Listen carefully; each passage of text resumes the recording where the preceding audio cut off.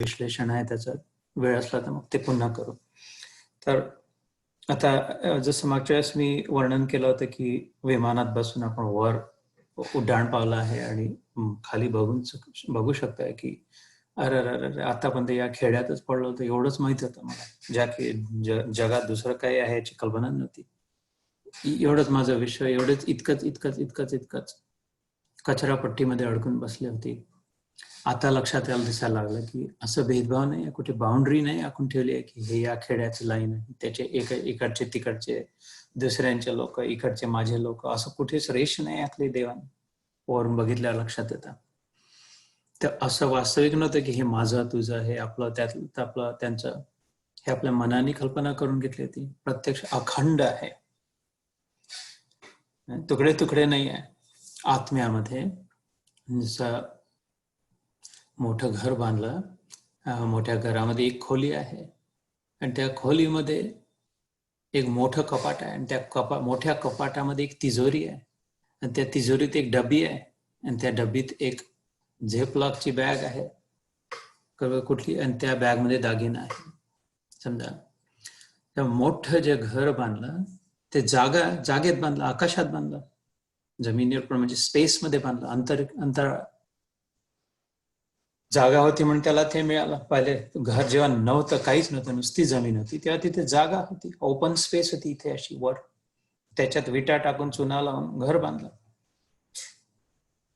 त्या घरामध्ये निरनिराळ्या खोल्या, त्या खोली ते डिवाइड नाही होत गेलं की स्पेस आता तुकडे झाले स्पेसचे, बाहेरचा तुकडा मोठा वेगळा, आतला तुकडा मोठा, खालचा वेगळा, त्याच्यात खोल्या बांधून दिल्या, ही बैठक खोली, ही स्वयंपाकघर, असं तसं.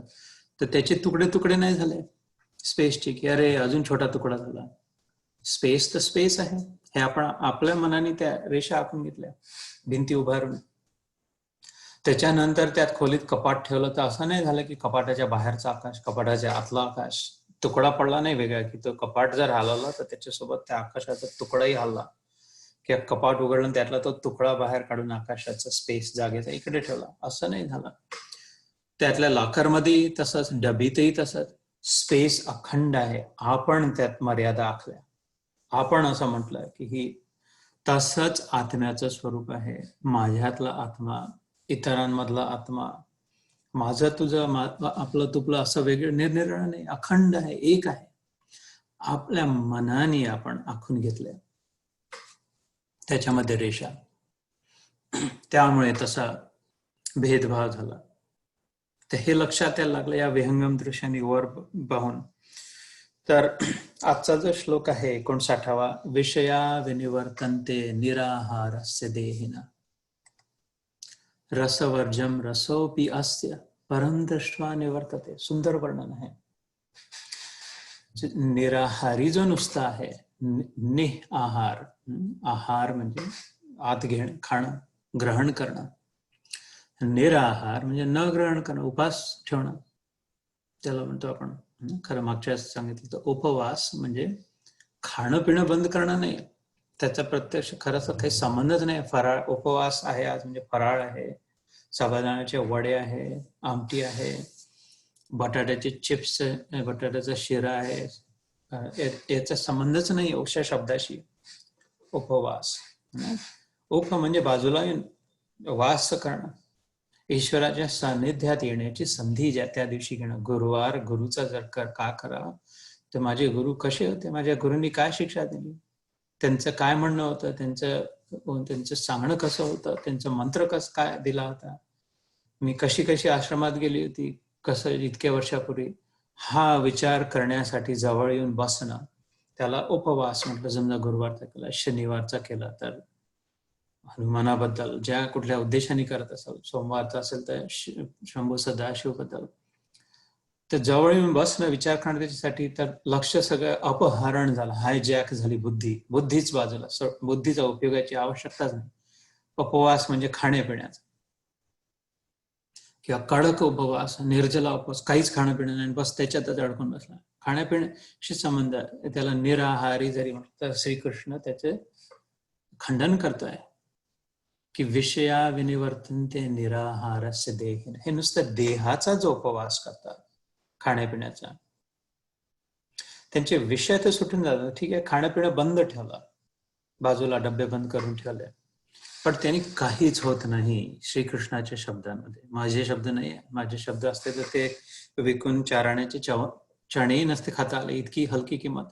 पण श्रीकृष्णाचे शब्द आहेत. भगवद्गीता वाचतो ऐकतो तर नुसतं निराहारी बनून, नुसतं खाणं पिणं सोडून, नुसतं वरून वरून यम नियम करून विषय तर थोड्या वेळासाठी त्या दिवसापुरते सुटले. विषय म्हणजे ज्या कुठल्या डोळ्यांचा विषय काय, दृश्य. कानांचा विषय काय आहे, ऐकण्याचा शब्द. शब्द, स्पर्श, रूप, रस, गंध हे 5 विषय आहेत. त्यांना ग्रहण करणारे इंद्रिय, नेत्र, चक्षु, घ्राण, जिव्हा, त्वचा, हे इंद्रिय आहेत. हे इंद्रियांचा संबंध थोड्या वेळासाठी, एक दिवसासाठी उपवास म्हणून जरी तोडला की आता नुसतं दृश्य पाहायचं नाही डोळ्यांनी. आज उपवास आहे तर आज उपवासाचा दिवस आहे, आज टीव्ही बंद. आज उपवासाचा दिवस आहे तर भाजी पोळी खाणं बंद. आज उपवासाचा दिवस आहे तर सिनेमाचे गाणे ऐकणे बंद. जे कुठले जरी नियम लावले त्यांची त्या दिवसापुरती, त्या वेळापुरती विषय तर सुटले. विषय कोणते? शब्द, स्पर्श, रूप, रस, गंध. शब्द असलं, दृश्य ठीक आहे, आहार. रस म्हणजे खाण्यापिण्याचं जे आहे ते. विषया विनिवर्तनते, निवर्तनते म्हणजे निवृत्त झाले. थोड्या वेळा तात्काळ टेम्पररी ब्रेक तर मिळाला ते ग्राह्य जे वस्तू आहेत ग्रहण करण्याला. कोणाला? निराहारस्य. देह, जे स्वतःची देहबुद्धीची ज्याची झाली आहे, मी हा फक्त देह आहे एवढंच प्रगती होऊ शकली एवढ्या आयुष्यामध्ये. याच्यापासून पुढे नाही. प्राथमिक बालक मंदिरातून पुढे जाण्याची पाळीच नाही आली, ज्याने प्रयत्नच नाही केला. आयुष्यभर बालक मंदिरातच राहिला. पहिल्या वर्गातही जाण्याचा विचार नाही आला, निग्रह नाही केला की मी देह आहे, मी हे शरीर जे आहे तेवढंच आहे. त्या देहीना त्याचे निराहारी राहून विषय टेम्पररीली, तात्पुरते तर सुटतात. पण याचे पुढची जो यात्रा करतो त्यांनी होत काय नाही, कारण दुसरा दिवस येतो. आज उपास नाही आहे ना, आता आज खाणं पिणं सगळं ठीक आहे, पुन्हा शरीर बुद्धी झाली, देह बुद्धी झाली.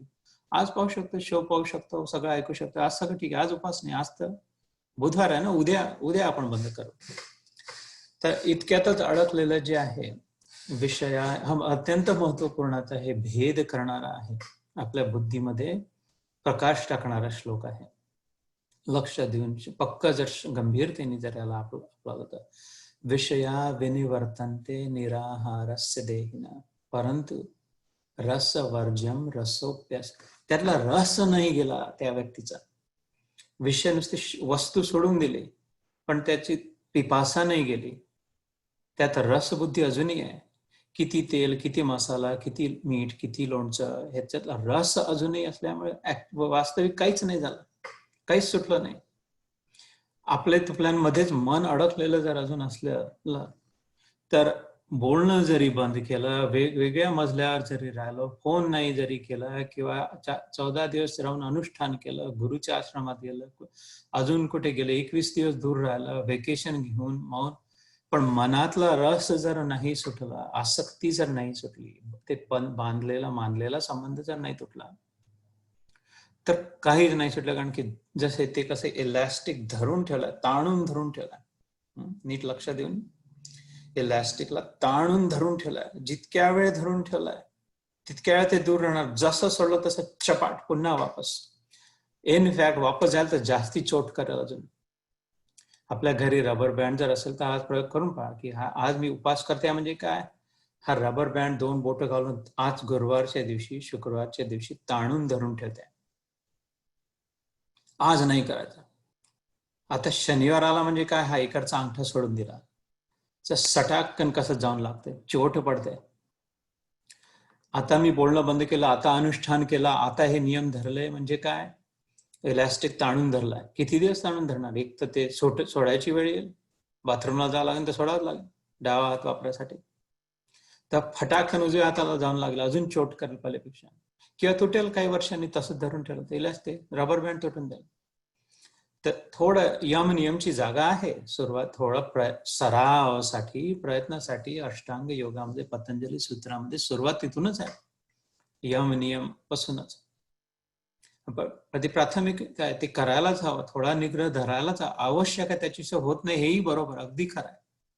पण तिथून पुढे जायला हवं ना, पुढे ध्यान, धारणा, समाधीची अवस्था, जर यम नियम जे आहे तिथून आसन, प्राणायाम याचे पायऱ्या जर पुढे चढायच्या असतील, ध्यान, धारणा, ध्यान, समाधी, समाधीची जर चा अनुभव जर करायचा असेल, समतेचा, आधी सतत समोर पहिले समतेचा जर अनुभव करायचा असेल जीवनात, कशाचा चटका न बसणं असा अनुभव, कशाची चोट हृदयाला न बसणं, कशाचं दुःख न बसणं, सगळ्यांप्रती सतत प्रेम असणं, हा अनुभव जर वास्तविक आपल्या स्वरूपाचा जर अनुभव हवा असेल, कारण ऍक्च्युअली आम्ही तसे आहोत, करायचं काहीच नाही, प्रॅक्टिस करून करून ते वापस ते कुठून तरी मिळवायचं नाही, हिमालयात जाऊनच मिळेल असंही नाही.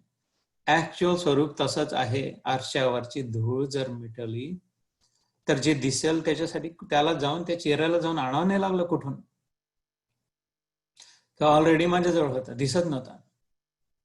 पण ते धूळ दूर करण्याच्या प्रक्रियेसाठी यम नियम आवश्यक आहे, पण त्याच्यातच जर फक्त अडकलं, धूळच पुसत बसले, झालाय आरसा साफ, पण इकडे लक्षच नाही की मुख्य उद्देश कशासाठी होता. आरसा साफ करण्यासाठी नव्हता करायचा, आरसा स्वच्छ करायचा होता, त्यात मी माझं स्वरूप बघू शकेल आणि समजू शकेल आणि त्याप्रमाणे मग जगू शकेल.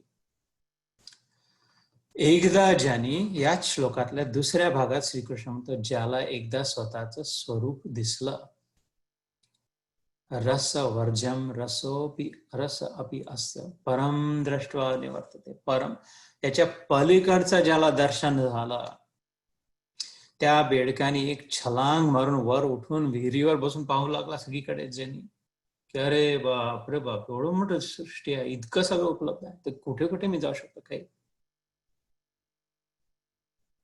ज्यांनी एकदा उड्डाण पाहून गगनगामी होऊन विहंगम दृश्य ज्याचा अनुभव केला, ज्यांनी स्वतःच्या वास्तविक स्वरूपाचा अनुभव केला, परम ही अपरा प्रकृती आहे. पुढे 7व्या अध्यायात आपण जाऊ, ज्ञान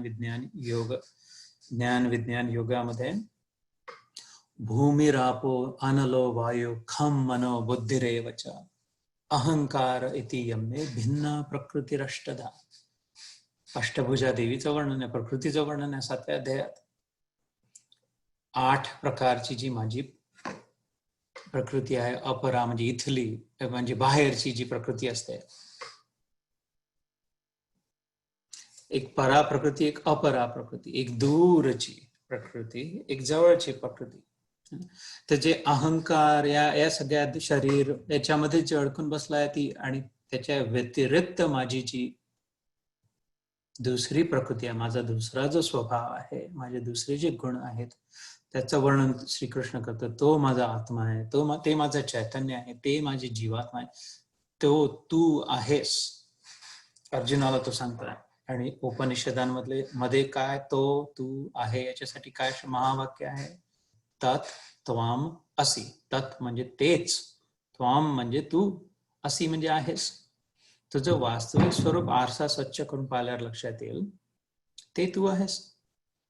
मग एकदा सांगितलं तर उपनिषदांमध्ये 9 वेळा हे वाक्य येते, याला महावाक्य म्हटलंय, तत्वमसी.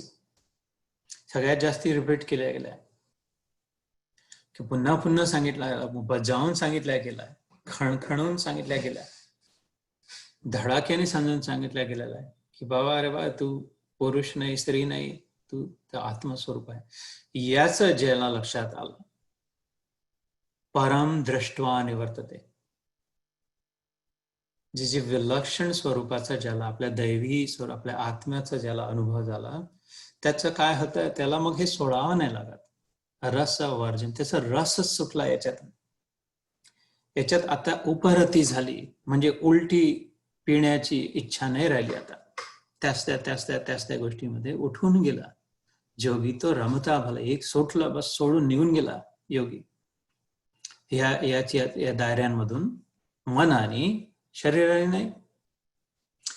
आता त्याचं शरीराने, जो देहीना, शरीराने नुसतं ज्यांनी सोडलं, संन्यासी बनून निघून गेला, किंवा नुसताच खूप अट्टहासाने उपास तापासामध्येच सोडला, त्याचं काही नाही झालं, श्रीकृष्णाने म्हटलं. कारण की आठवण पुन्हा मनात इच्छा, आसक्ती तीच आहे. पुढे 6व्या अध्यायात तो म्हणतो आत्मसंयमिकात, की असं जो करतो नुसतं शरीराने जी साधना करण्यामध्ये आहे राहत, तो मला त्रास देतो आहे, श्रीकृष्ण म्हणतो, छळतो आहे. नुसते शरीराला कष्ट कारण अनुभव करणारा वास्तविक मी आहे, ते कष्टांचा अनुभव. आणि त्याचं काहीच होत नाही पुढे, कारण रस नाही सुटत आहे. किड्या माकड चिखलांमध्ये पडलेल्या किड्यांप्रमाणे संडासाच्या खालचं खाण्याची आसक्ती असलेल्या डुकरासारखा पुन्हा पुन्हा तिथेच आसक्ती जाते, तेच ते होते. त्याच्यामुळे त्याचा फायदा काहीच नाही होता, मात्र इकडे उलटे धंदे करून त्रास मला देतात. म्हणून भगवद्गीतेत काय म्हटलं, मॉडरेशन म्हणजे बॅलन्स ठेव. जेवढं युक्त आहार विहारस्य युक्त चेष्टस्य कर्मसु युक्त स्वप्न अवबोधस्य योगो भवति दुःखः. दुःख देणारा, दुःख सोडणारा योग जर प्राप्त करायचं असेल तर बॅलन्स जीवन पाहिजे. थोडं खाणं पिणं, थोडं झोपणं, थोडं जागणं, थोडं व्हेकेशनवर जाणं, हे सगळे शब्द भगवद्गीतेतले आहे. थोडा व्यायाम करणं, थोडा नियम पाळणं, थोडं करून, पण मुख्य दृष्टी, प्रमुख उद्देश आत्मप्राप्तीकडे. हे सगळे गौण आहेत. प्रमुख साधना आणि गौण साधना. या गौण साधनांमध्ये थोडं ठीक आहे बॅलन्स, गाडी सांभाळण्या नेण्यासाठी, पण प्रमुख उद्देश न सुटणं आपलं. तर रसवर्जम रसोप्यस्य, वर्ज केलं म्हणजे काय, सोडलं. आपण जे पथ्य म्हणतो, उपासाच्या दिवशी म्हणतो अरे कांदा लसूण नाही की हे नाही का, कारण ते वर्जित आहे आजच्या दिवशी, डॉक्टर सांगतात याचं म्हणजे त्याग. जसं ज्याचा रसच सुटला आहे, संसारिक रसच ज्याचा सुटला आहे, नात्या गोत्यांमधला रस ज्याचा सुटला आहे, खाण्यापिण्यातला रस ज्याचा सुटला आहे, शरीर रक्षणासाठी जेवढं आवश्यक तेवढं सात्विक आहार, योग्य तितकं, योग्य तेव्हा, योग्य तेवढं, आवश्यक तेवढं मध्येच ज्याचं आहे, त्याचा मात्र त्याला परमदृष्टवा, त्याला ती परादृष्टी प्राप्त होते, त्याला ते दिसून पडतं. याच्या पलीकडचा म्हणजेच जो बेडूक बहादुरीकडून वर उठला त्यालाच ते दिसू शकते, ज्याची तयारी आहे आपली विहीर सोडण्याची, आपलं डबखडं, आपलं चिखल, आपलं किडे माकडे असलेलं ते पाणी सोडण्याची ज्याची तयारी आहे, पुरुषार्थ आहे, त्यालाच एवढी मोठी सृष्टी मग बाहेर आल्यावरची दिसू शकते. आणि त्याला मग पुन्हा इच्छा नाही होत त्या डबखड्यामध्ये उडी मारून तिथेच राहण्याची, कारण संपूर्ण सृष्टी त्याला उपलब्ध आहे, जिथे हवं तिथे जा. तर हे आपल्यासाठी आपल्या आत्म्याकडे ज्याची दृष्टी जाते, की मी कोण आहे या प्रश्नाच्या उत्तरामागे जो लागतो, नुसते वरवरच्या नियमांमध्ये अडकून नाही पडत, बुद्धीचा उपयोग जो करतो, नुसत्याच नियमांमध्ये फसलेला नाही, जो नाही आहे, त्याला रस प्राप्ती होते. रसो वैस श्रीकृष्णासाठी म्हटलं वेदांमध्ये.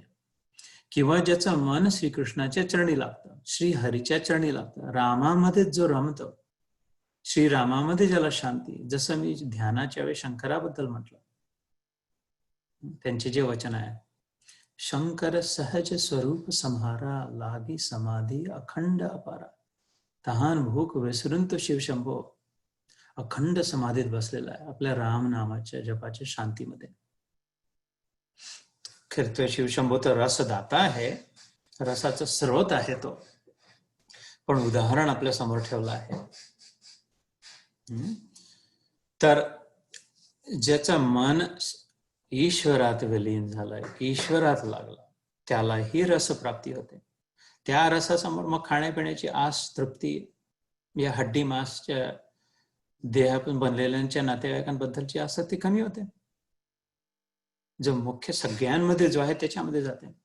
तर इथे थांबवतो मी हिंदीमध्ये हा श्लोक. हिंदीमध्ये काय, इंद्रियों के द्वारा विषयों को ग्रहण न करने वाले पुरुष के केवल विषय तो निवृत्त हो जाते हैं अर्जुन, परंतु उनमें रहने वाली आसक्ति निवृत्त नहीं होती, इच्छा रहून गेली. इस स्थित प्रज्ञ पुरुष की तो आसक्ति भी परमात्मा का साक्षात्कार करके निवृत्त हो जाती है. हा प्रश्न विचारला था ना अर्जुनाने, की तो कसा विचार करतो, कसं खातो, कसा पितो, खातो पितो तसाच विचार, ते सगळं, पण मनात आसक्ती नाही, तृष्णा नाही आहे, कृष्ण आहे मनात त्याच्या. हे व्हावंच, हे झालंच पाहिजे अशी जिद्द नाही आहे, कुठे अटक नाही राहिली आहे, आपला आग्रह नाही राहिला आहे, मन खट्टू नाही झालाय, निघून गेलं पुढे, समोरची यात्रा सुरू झाली तशी. तर पुढचा श्लोक 60वा हिंदीत वाचतो. पहिले आपण उच्चार तर केला आहेच.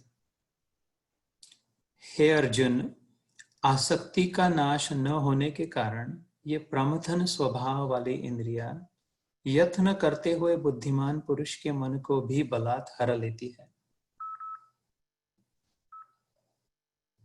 पुन्हा एकदा वाचतो हिंदीत, हळू वाचतो विचार करून. श्लोक काय होता? यततो ह्यपि कौन्तेय पुरुषस्य विपश्चितः इंद्रियाणि प्रमाथिनी हरन्ति प्रसभं मन. नंबर 60. हे अर्जुन, आसक्ति का नाश न होने के कारण ये प्रमथन स्वभाव वाले, प्रमथन रवीने जसं घुसळतो आपण ताक कढी करताना किंवा काही, सतत घुसळत राहते, सतत हालत राहते, त्यातलं जे काही आहे ते त्याला प्रमथन म्हणतात. जसे मंथन, समुद्र मंथन केलं होतं, त्यांचा स्वभाव असा आहे, सतत ते हलत बोलत, मन सतत विचार इकडे तिकडे जात राहते, डोळे सतत एका जागी स्थिर नाही राहत, हे पाहिलं ते पाहिलं हालत राहतात, बोबोळा इकडचा तिकडचा पाण्याचा, जीभ स्थिर नाही होत, सतत चाखण्याची इच्छा होते, हे कसं ते कसं, चवीची इच्छा होते, कान कधी बंद नाही करत पडदा आपण, हे ऐकलं मग ते ऐकलं मग ते ऐकलं, जिभेला वाचा, याला याच्याशी बोलू त्याच्याशी बोलू, हे बोलू ते बोलू, वट सावित्री, वट सावित्रीच्या जागी वट सावित्री होते, सतत बोलण्याची, वटवट करण्याची. तर ते प्रमथन स्वभाव आले, सतत घसरून जाणारे, म्हणजे कंचाला उतारावर जर ठेवलं तर तो सतत घसरत जातो, जसा तसं मन आपले इंद्रिया, प्रमथन स्वभाव वाले इंद्रिया यत्न करते हुए भी बुद्धिमान पुरुष के मन को बलात् हर लेती है. कठीण आहे इंद्रियांवर नियंत्रण करणं, हे कबूल करतो श्रीकृष्ण. असे पुढेही अध्यायांमध्ये येतात. अर्जुन चॅलेंज करतो त्याला की हे शक्य नाही, तू जे म्हणतोय ही साधना पुढे माझ्यासाठी तरी शक्य नाही, आणि मला वाटतं जगात कोणासाठी शक्य नाही असं तो म्हणतो. इंद्रियांवर नियंत्रण करणं, मनावर काबू करणं, म्हणतो की मी वाऱ्याला थांबवतो माझ्या बाणांच्या, हवा थांबून दाखवतो मी तुला, पण मन थांबवणं मला नाही शक्य वाटत, तू मला म्हणतो मनावर नियंत्रण. आणि तो कबूलही करतो प्रभू की बरोबर आहे. असंशयम महाबाहो मनो निग्रहम च मे, हे जे मन आहे असंशय, you are right without a doubt, कठीण आहे हे, परंतु अभ्यासेन तु कौन्तेय वैरागेण च गृह्यते. हे आत्मसंयम योगात पुढे सांगतो. पण हे दोन गोष्टी आहेत, यांनी तू नियंत्रणात आणू शकतो सतत जर अभ्यास केला, प्रॅक्टिस केली, सतत पुन्हा वापस आण. थोडं येतो येतो निश्चरती मनश्चंचलम अस्थिरम, हे श्रीकृष्णाचे वचन आहे. मन चंचल आहे, अस्थिर आहे, ठीक आहे, ततच नियम येतं, पण परत जिथे जिथे जातात तिथून परत आण वापस. आपला एका ठिकाणी एक जो उद्देश धरून केला की नाही बस आता नाही, ते तिथे नाही मन जायचं, वापस आहे. मन आपलं मित्र आहे, मनाला वाटते याला हेच आवडते म्हणून तिथे जाते. तर मनाला ट्रेन करणं कसं? अभ्यासेन तु कौन्तेय वैराग्येण. दोन शस्त्र तुझ्याला दिले आहे श्रीकृष्ण म्हणतात. एक अभ्यास रूपी आहे, प्रॅक्टिस कर, सतत वापस आण मनाला. म्हण नाही रे बेटा, नाही बाबा तिथे नाही, आता नाही आपल्याला तोंड मारायचं तिथे, इतक्या लाथा भुक्या मारल्या. सहसह जूते खाकर भी तमाशा घुस के देखेंगे, ही जी वृत्ती झाली होती की लाथा खायची जी वृत्ती आहे ती सोडून नाही, आता नाही करायचं, त्याच्यात मन नाही, वापस चल. आपल्याला काय करायचं? चांभार चौकशा करायच्या, तोंड मारायचं इकडे तिकडे, काय जे असेल जसं असेल तसं, आपल्याला शांतीचा अनुभव घ्यायचा. ये वापस सतत अभ्यास करणं आणि वैराग्य, सोडत जाणं. ठीक आहे ना, जे काय सोडतं घेणं, सोडत जाणं आणि याची प्रॅक्टिस करणं. श्रीकृष्ण सांगताय भगवद्गीतेत, या दोन्ही होते मनावर नियंत्रण. या दोन शस्त्रांनी जे हवा आहे त्याची सतत प्रॅक्टिस करणं, आणि जे विघ्न मध्ये येते त्याला सोडत जाणं सतत. अभ्यास आणि वैराग्य यांनी मन नियंत्रणात येतं, आणि मग नियंत्रित मनात त्याचं दर्शन होतं.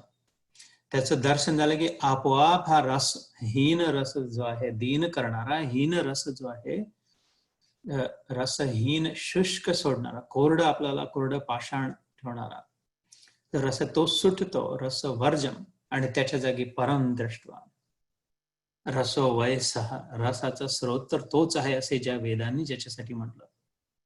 ते प्रस्थापित होतं अंतःकरणात, चित्तात. तर हे होऊ शकतं. हिंमत ठेवण्याचा प्रश्न आहे. यतत ह्यपि कौन्तेय, हा जो 60वा श्लोक होता. कारण काय? आसक्तीचा नाश. जर कौन्तेय म्हणजे कोण? अर्जुन, कुंतीपुत्र. आसक्ती जर नाही सोडली, यततो हि अपि कौन्तेय, प्रयत्न जरी करत असला तरी हे प्रमथन स्वभावाले इंद्रिय जे आहे, रवी सारखे सतत गुरगुर करणारचा जो स्वभाव आहे, इंद्रिया आणि प्रमाथेनी हरंती प्रसभ, मनाला हरवून येतात, हायजॅक करून येतात. जायचं होतं दिल्लीला आणि अतिरेकी घुसले, नेलं बंगलोरला. तसंच जे झालं की जायचं होतं, आंतरयात्रा करायची होती, पण बाहेरच भटकत ठेवलं. ईश्वराचा अनुभव करायचा होता, पण संसाराच्याच अनुभवामध्ये रथ झालं. म्हणजे त्याने इच्छा नसताना जिथे जावं लागलं तिथे नेलं जबरदस्ती. त्याला हायजॅक केलं म्हणतात ना, अपहरण केलं.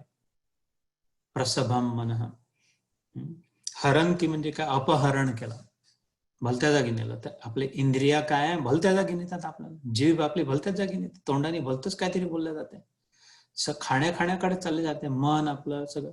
तर ते प्रॅक्टिस करायला, स्थितप्रज्ञानी ही प्रॅक्टिस करून पक्का झालेला आहे, आणि आता नाही, त्याच्यानंतर नाही जात त्याचं मन असं इकडे तिकडे. तर हा तो 60वा श्लोक होता. 61वा श्लोक, तानि सर्वाणि संयम्य युक्त आसीत मत्परः. हा एक अजून महत्वाचा श्लोक आहे, आणि मी सांगतो का बरं. वशे हि यस्य इंद्रियाणि तस्य प्रज्ञा प्रतिष्ठिता. पहा, प्रत्येक श्लोकात काय येत आहे की प्रतिष्ठित कोण आहे. प्रतिष्ठित म्हणजे काय? आपण प्रतिष्ठित म्हणतो श्रीमंत लोकांना म्हणतो प्रतिष्ठित आहे, मान सन्मानी.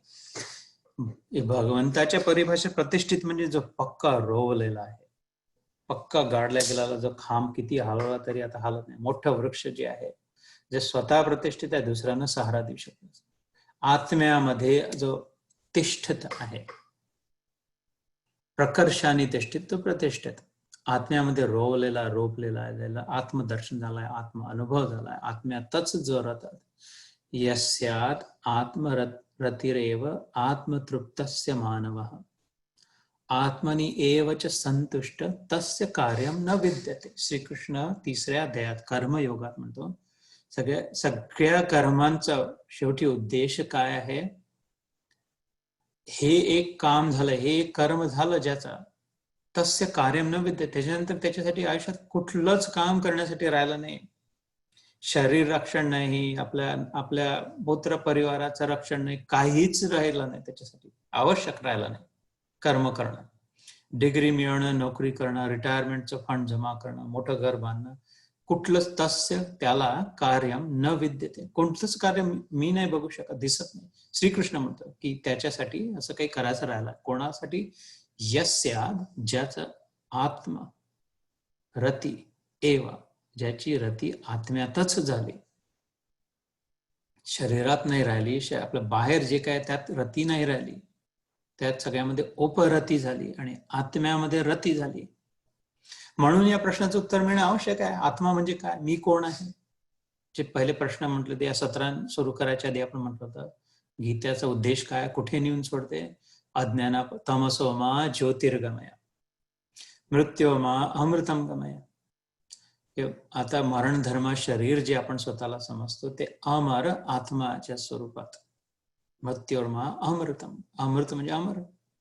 आता जे अज्ञान अंधकारात आहोत ते प्रकाश, ज्ञानाच्या प्रकाशात नेऊन सोडणारा. शरीर मानतोय ते आत्म्याचा अनुभव करून देणार की आत्मा काय आहे, कोण मी, कोण आहे, ईश्वर कोण आहे, माझा त्याचा संबंध काय आहे, आणि मी काय करू. त्यामुळे हे 3 प्रश्न उत्तर मिळाल्यानंतर काहीच करायसाठी नाही, तस्य कार्यम न विद्यते. एक काम राहतं मग फक्त, जे सहज स्वरूपात आपल्या प्रेम प्रदान करणं, प्रेमाचं आदान प्रदान. यस्याद आत्मरती एव आत्मतृप्तस्य मानव, जो मनुष्य आपल्या आत्म्यामध्ये स्वतःमध्ये तृप्त, संतुष्ट आहे, पूर्णपणे संतुष्ट आहे, स्वतःचे स्वरूप ओळखून घेऊन.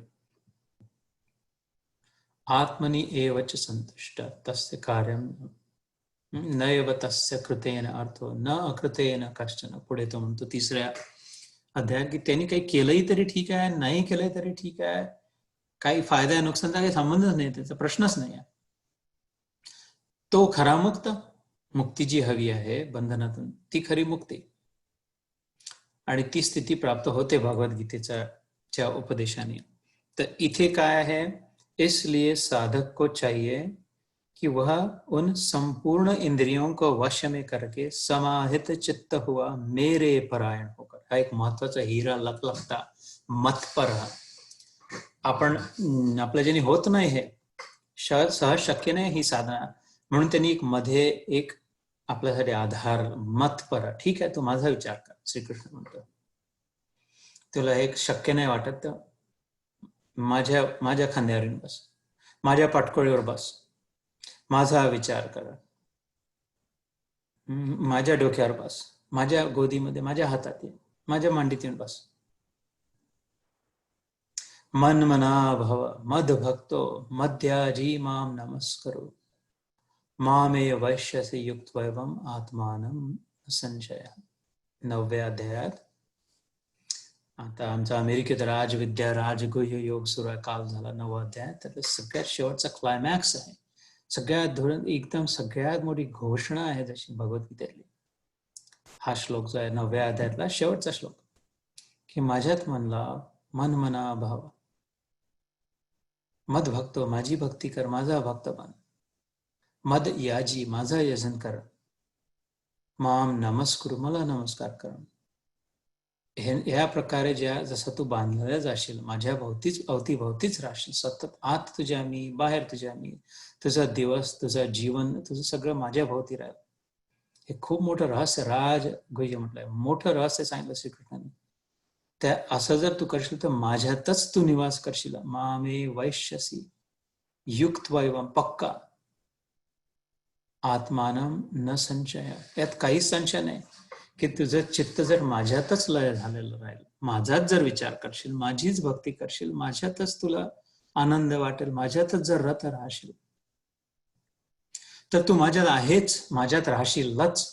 ही ईश्वराची, याच्या आता यांनी म्हटलं याच काहीच संशय नाही, न संशय. हा पुढे हाच श्लोक धरून तो 18व्या अध्यायात म्हणतो की सत्यम ते प्रतिजानी, हात मनमना भव मद भक्तो मध्याजी माम नमस्कुरु, असंच म्हणतो. पुढे म्हणतो सत्यम ते प्रतिजानी, प्रतिज्ञा करतो ईश्वर की हे खरं आहे बरं, तुझं नुकसान नाही होणार, या मार्गावर चालून कधी नुकसान नाही होणार.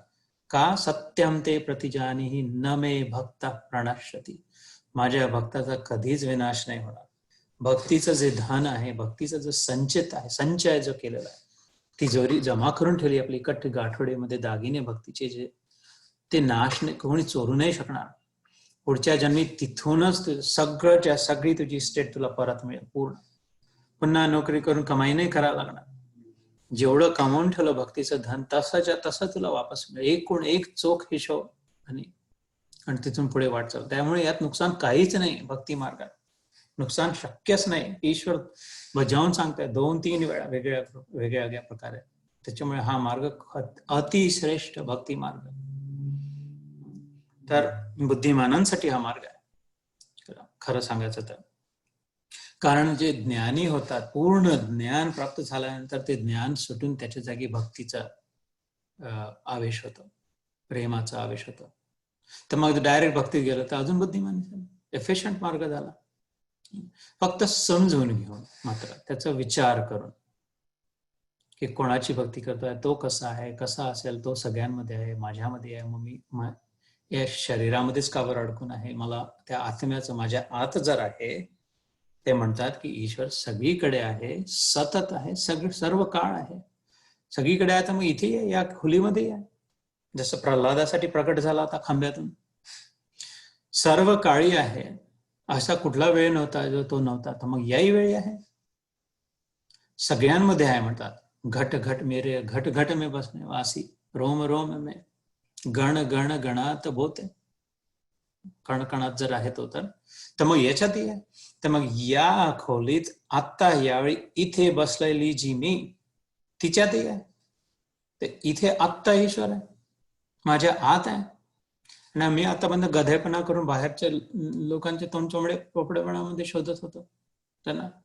मला आता आत जाणं या क्षणी इथे आत माझ्यामध्ये असलेल्या ईश्वराचा अनुभव करायचा, दर्शन करायचा. याला म्हणतात आपल्या भाषेत अध्यात्म. आपण म्हणतो आध्यात्मिक आध्यात्मिक आध्यात्मिक, त्याला म्हणतात अध्यात्म संस्कृत भाषेत. आत्मानाम अधिकृता, आत्म्याशी संबंध जोडणार.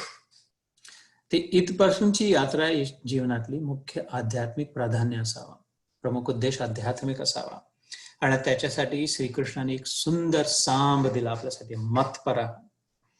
आणि नुसतीच त्यांनी विभत्सना नाही केली की अरे त्यांचं तर मन नाही लागत, ते तर नष्ट होऊन जातात, उपास तर करतात पण इच्छा मात्र खाण्यामध्ये आसक्ती, असं नाही. तो देव तसा सहानुभूती पूर्ण ईश्वर आहे, हा प्रेमी प्रेमळ आहे. त्यांनी लक्षण तर दाखवलं पण त्याच्यावर उपायही दाखवला. चांगला डॉक्टर कसा असतो, तो सिम्पटम पाहतो, नाडी तपासतो, टेम्परेचर चेक करतो आणि मग नुसती निर्भत्सना करून पाठवून शिव्या देत पाठवून नाही देत. अरे साले गधे तेरे, तुला ताप आहे, दूर जातो तर भाग या. असं तो काही वैद्य नाही, तो ते तर करतो पण मग औषधही देतो. तसाच हा महावैद्य आहे. यांनी आता आपण सिम्पटम तर सांगितले की त्याची आसक्ती नष्ट नाही होत, तरी मन तडफडत राहते, तरी पुन्हा कुत्र्यासारखा मागे मागे धावतात, हे सगळं होते. पण आता औषध द्यायला पण सुरुवात केली काय की त्याने सर्वाणी इंद्रियाणी संयम्य, दोन प्रिस्क्रिप्शन दिले.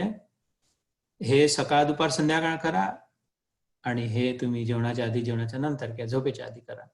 कोणते प्रिस्क्रिप्शन दिले की दिवसभर पथ्य पाणी काय सांगितलं, मनावर संयम, इंद्रियांवर संयम, थोडस जितकं पाहत होतं त्याच्यापेक्षा थोडं कमी पाहणं, जितकं बोलत होतं त्याच्यापेक्षा थोडं कमी बोलणं, जितकं खात होतं त्याच्यापेक्षा थोडं कमी खाणं, थोडं थोडं संयम.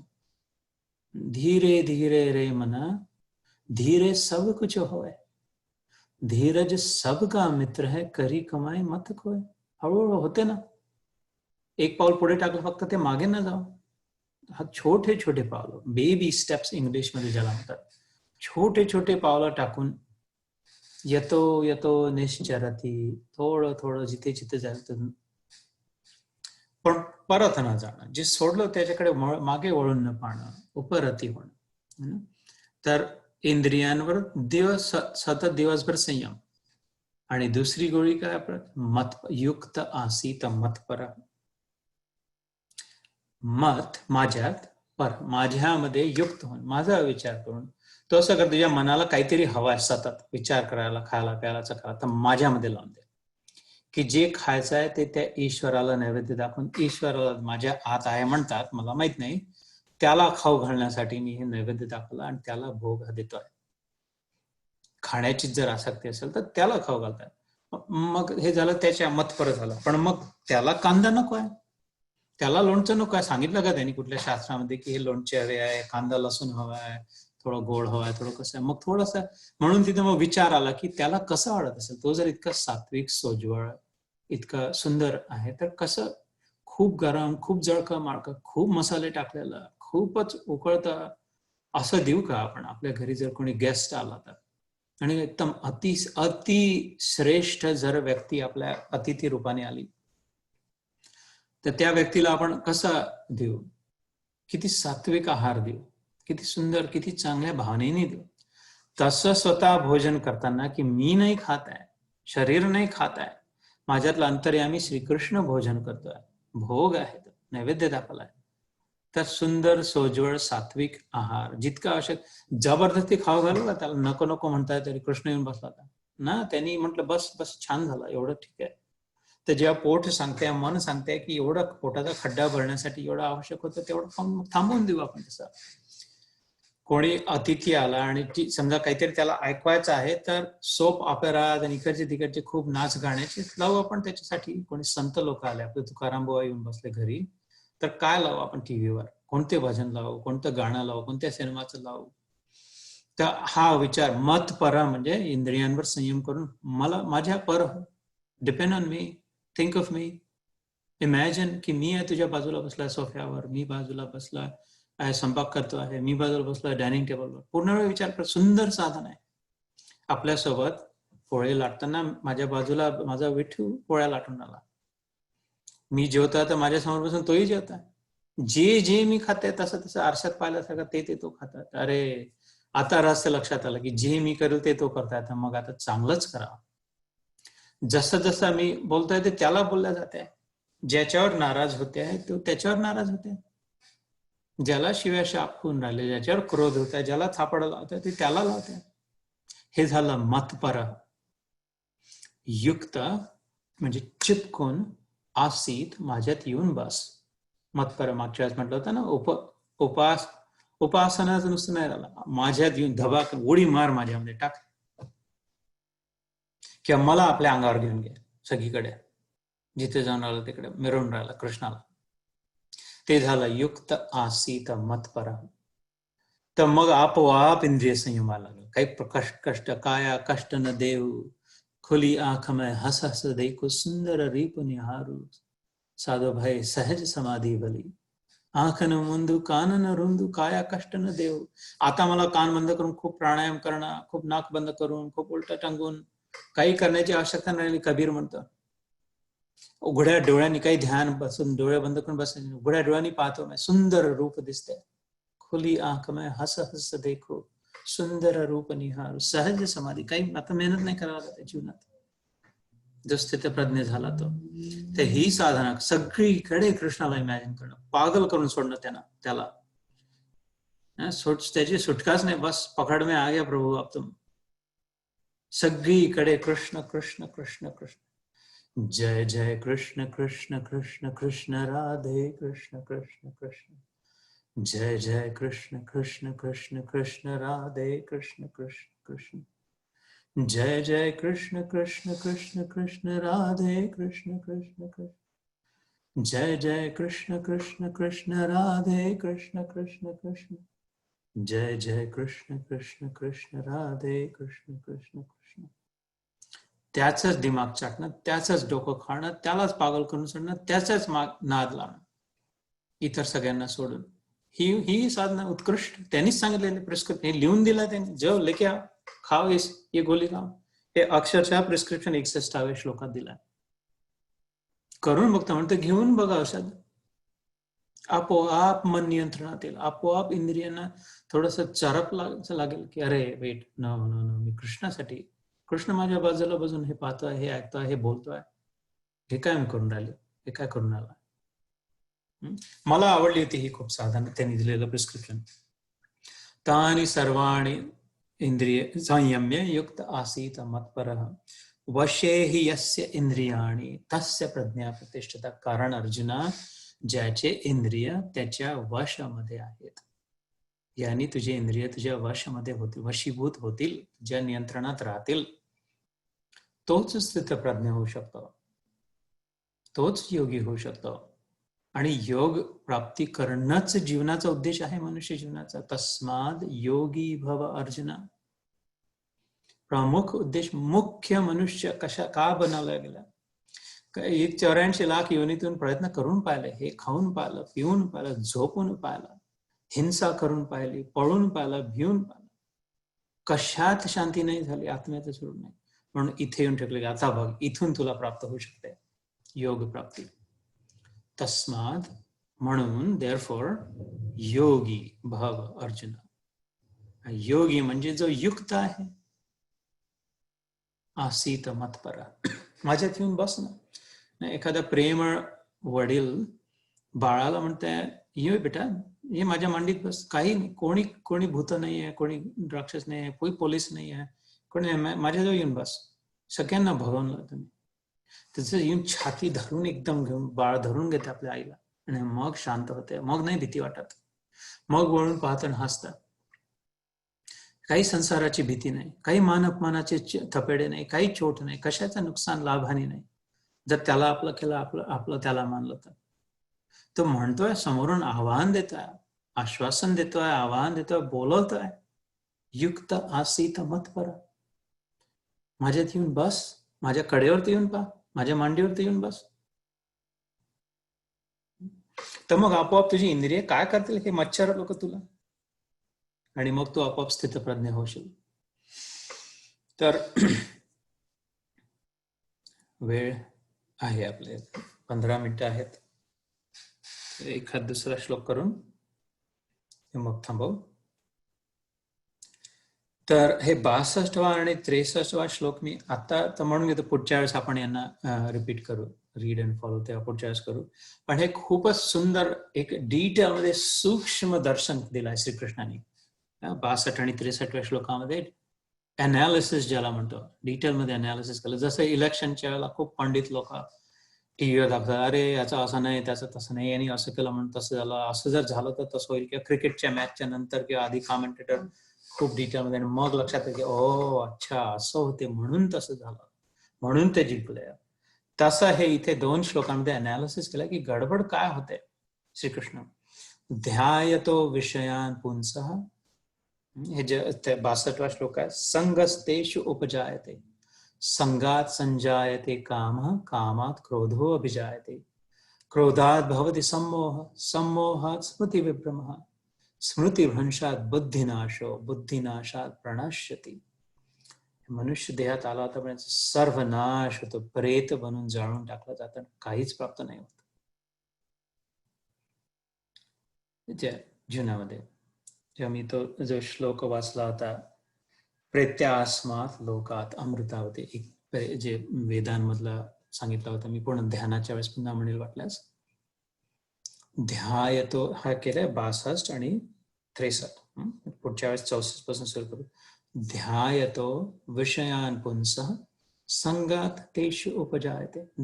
ज्या गोष्टीचा सतत सतत विचार केला, कुठल्या गोष्टींचा आपण विचार करतो जिथे आपले इंद्रिय जातात, जे डोळ्यांसमोर दिसते आहे त्याच्याबद्दल विचार करतो. नाक कसं यायचं, म्हातारी झालेली दिसते, थोडंसं तेज कमी झालं, किंवा मग उलट छान दिसणं, केवढी सुंदर स्त्री आहे, केवढा सुंदर पुरुष आहे, केवढं.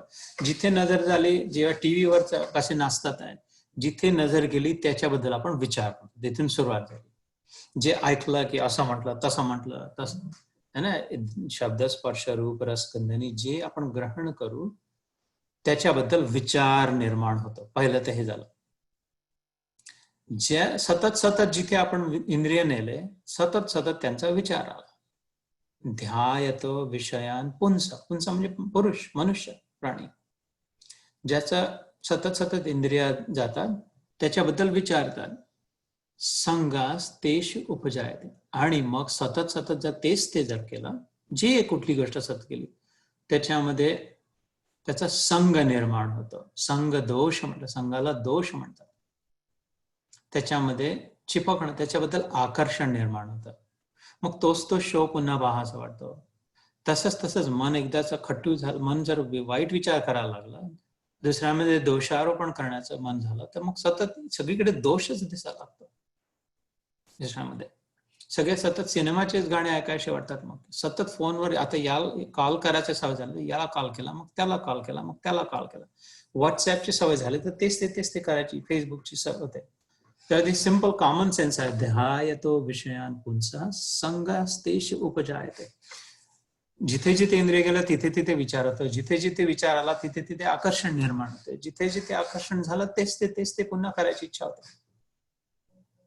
संगात संजायते कामः, आणि मग त्याच्या तो संग, आकर्षण पक्क झालं की त्याच्यातून कामना निर्माण होते, इच्छा निर्माण होते, महादैत्य निर्माण होतं. संगात तेषु उपजायते, संगात संजायते कामः. संग दोषातून काय होतं, कामना निर्माण, इच्छा होते की अरे थोड्या वेळ थांबतो का, थोड्या वेळ बोलतो का, थोड्या वेळ असं ह्याचं काय झालं, मग ते काय म्हणाले, मग ते काय, ही कामना निर्माण झाली. अजून माहितीची उपयोग काहीच नाही, त्याचा फायदा काहीच नाही, त्याने होत काहीच नाही, होणार काहीच नाही. जे होईल ते टिकणार नाही, आवडणार नाही, नुकसान करेल. फायदा सगळा आत आहे, पण सगळं सतत. संगात संजायते काम, कामात क्रोधो अभिजायते. प्रॉब्लेम काय आहे, तिथून मग ते जर नाही मिळालं किंवा तसं मनासारखं नाही, जे आवडायला लागलं तसं जर नाही मिळालं किंवा तसं जर लोकांनी नाही केलं, की आपली तेवढी कुवत नसली, आपली ऐपत नसली, आपली अवकात तेवढी जर नसली, पण इच्छा तशी झाली, तर मग मनात क्रोध निर्माण होतो. एक तर दुसऱ्यांवर क्रोध, कोणी जर विघ्न आणत असेल त्याच्यामध्ये, किंवा स्वतःवर क्रोध, जर आपल्याच्यानी जमत नसेल, आपल्याला होत नसेल, येत नसेल, पैसा नसेल, अवकात नसेल, ऐपत नसेल, तेवढी अक्कल नसेल, तेवढे संबंध नसतील, लोक ओळखत नसतील, तर स्वतःवर क्रोध, वैताग ज्याला म्हणतो, निर्माण होतो. किंवा दुसरा जर कोणी तसं आपल्या मनासारखं करत नसेल तर दुसऱ्यांवर क्रोध होतो की अरे मला असं पाहिजे, मला असं आवडते, मला पण देत नाही, करत नाही. त्याची सुरुवातच कुठून झाली?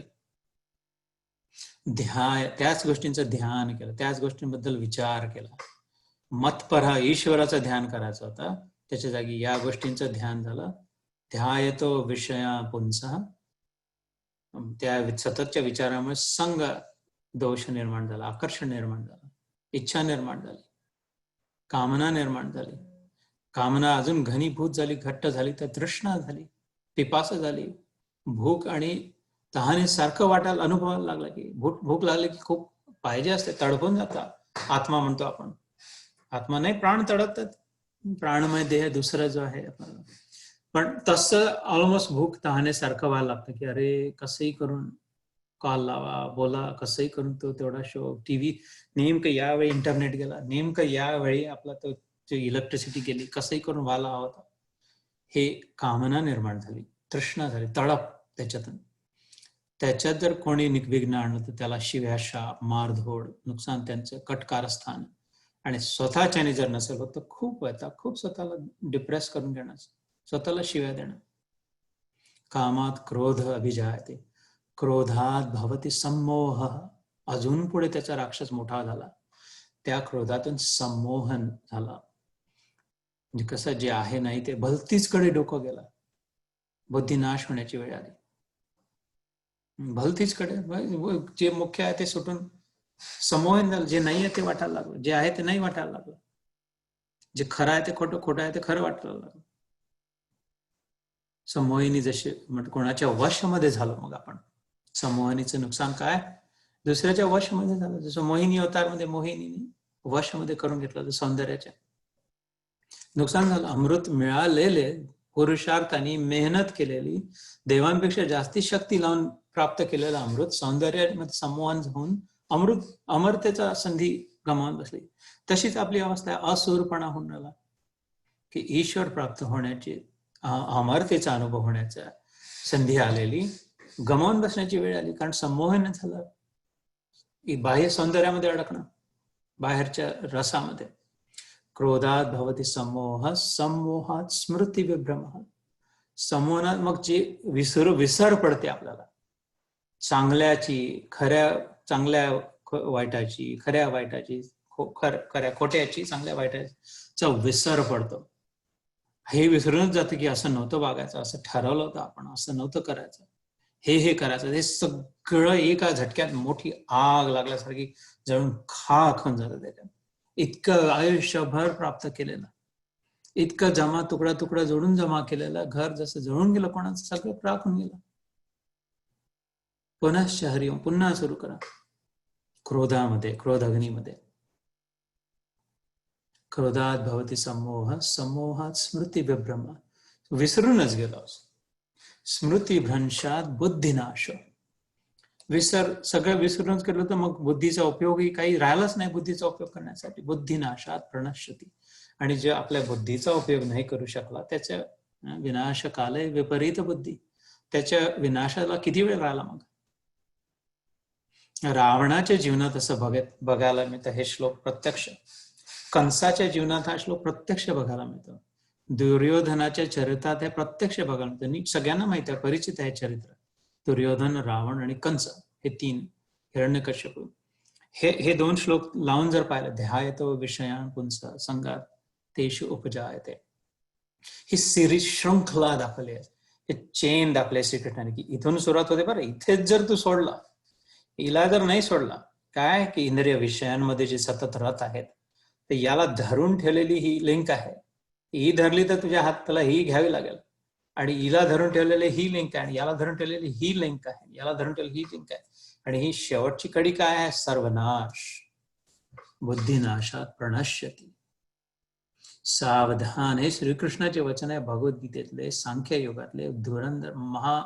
हे आता कसं आहे, विमानातून वर तर गेलो आपण, तर लखलखता सूर्य तळाकडून खालचं पूर्ण स्पष्ट दिसतंय. खाली बघतात जसं आहे तसं एक्झॅक्टली प्रकाशात. तर तिथपर्यंत आपण आपली यात्रा येऊन पोहोचली या अध्यायात. ते पुन्हा एकदा रिपीट करतो आणि मग आजचं सत्र थांबवा आपण. ध्यायतो विषयान पुंसः, की ज्याचा सतत सतत आपण विचार करतो. विचार त्याचाच करतो जिथे इंद्रिय जातात आपले, आपले डोळे, आपलं तोंड, आपली जीभ, आपलं त्वचा, ज्ञानेंद्रिय, कर्मेंद्रिय. संगात तेषु उपजायते, तिथेच आकर्षण निर्माण होतं, तेच त्याची आवड निर्माण होते. आणि तिथे आवड म्हणजे विष. चाह गई चिंता मिटी मनवा बेपरवाह, जिनको कछु न चाहिए वो शाहन के शाह, बादशाह बन सकते अभी इसी क्षण. महाराजा बनू शकतो चहा सोडली तर. सगळ्या चिंता विनिर्मुक्त इथे सुटल्या, आत्ता या क्षणी घड्याळात पाहून इथे सगळ्या चिंता निर्मूलन होऊ शकते. याच्यानंतर मरेसर एकही चिंता नाही, अशी अवस्था आत्ता येऊ शकते, साधनेनंतर नाही. कशी? चाह गई तर चिंता मिटी. सगळ्या चिंता चहाला धरलेली श्रृंखला आहे. हे पाहिजे ते पाहिजे म्हणून हे नाही मिळत नाही, ते नाही मिळत त्याची चिंता आहे. मिळेल की नाही, नाही मिळेल की नाही त्याची चिंता आहे. कमी मिळेल का जास्ती मिळेल का त्याची चिंता आहे. खराब मिळेल की चांगल्या प्रकारे मिळेल, मिळेल तर टिकेल की नाही त्याची चिंता आहे. जे मिळेल ते टिकेल आणि आवडेल की नाही त्याची चिंता आहे. पहिली कडी होती चाह. चाह ही गई तर चिंता मिटी. बाकी सगळ्या श्रृंखला, सगळी चेन फेकून दिली. मनवा बेपरवाह, बिंदास, फर्स्ट क्लास. जिनको कछु न चाहिए वो शाहन के शाह, सिकंदर बादशाह. हे श्रीकृष्ण आपल्या प्रकारे सांगतो आहे की मग संगात तेषु उपजायते. क्रोध, त्याच्यातून आकर्षण निर्माण झालं, आकर्षणामधून आसक्ती झाली, आसक्तीत जर कोणी विघ्न टाकलं तर क्रोध आला, त्याच्याप्रती राग आला, संताप आला, चिडचिड झाली. स्वतःच्या निर्णय झालं तर फ्रस्ट्रेशन आलं, डिप्रेशन आलं की माझ्याच्याने होतच नाही, माझ्याच्याने होतच नाही, माझ्याच्याने. त्याच्यापेक्षा तेच सोडून देणं माता. संमोहात स्मृती विभ्रण, संमोहन झालं, भलतीचकडे डोकं झालं. एवढं महत्व, एवढं वैभव, इतकं सुख, इतका आनंद, इतकं चांगलं प्राप्त होतं. सर्वोच्च मनुष्य देह, सर्वोच्च ईश्वराच्या क्रिएशन, ईश्वराच्या सृष्टीतलं, निर्मितीतलं सर्वोच्च पातळी प्राप्त झाली ती मनुष्य देहातली. इथून उड्डाण जो भरेल तो प्रत्यक्ष ईश्वराला प्राप्त. यद ज्ञात्वा न पुनर्मोहम एवं व्याससी पांडव. हे लक्षातून पुन्हा कधी मोहात नाही पडणार, इथपर्यंत पातळी आली होती. आणि ते सोडून कुठे पुन्हा घसरायचे आपल्याला? स्मृतिभ्रंशात बुद्धिनाशो. हे जर विसर पडला या गोष्टीचा तर बुद्धीचा नाश, आणि बुद्धिनाशात प्रणश्यती, मग सर्वनाश. तर इथे थांबवू. पुढच्या वेळेस आपण जेव्हा सुरू करू तेव्हा, किंवा आता आहेच थोडेसे, एकदा म्हणून घेऊ म्हणजे मग नाही, वेळ झाली. ठीक आहे, पुढच्या वेळेस यांचं उच्चारण करू आणि मग पुढे 64व्या श्लोकापासून. तरी एक खूप सुंदर 64-65 श्लोक खूप सुरेख आहे. आत्मवश्य विधेय आत्मा प्रसाद. जे दुःख होत आहे, आता दुसरं प्रिस्क्रिप्शन कृष्ण पुढच्या वेळेस पुढे जाईल. प्रसाद, असा प्रसाद एकदा की सगळ्या दुःखांपासून सुट्टी, फर्स्ट क्लास प्रसाद. एकदाची अशी खिरापत मिळेल की ती एकदा खाल्ल्यानंतर सगळ्या दुःखांचा विनाश. पुढच्या सत्रामध्ये नंबर 65 मध्ये श्लोक नंबर.